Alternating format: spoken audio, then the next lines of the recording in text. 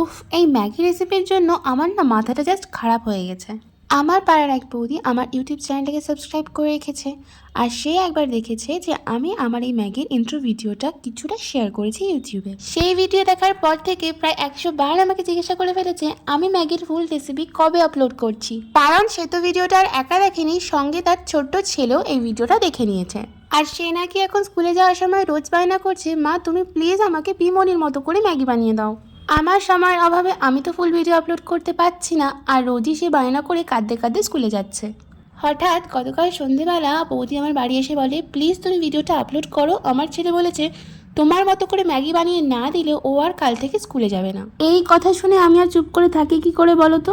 আমি বললাম সে কি কথা, ঠিক আছে বৌদি, কালকের মধ্যেই তুমি ম্যাগির ভিডিও পেয়ে যাবে, ওকে বলো রাগ না করতে। বাড়ি গিয়ে বৌদি তাকে এই কথা বলায় সে এখন একটু ঠান্ডা হয়েছে।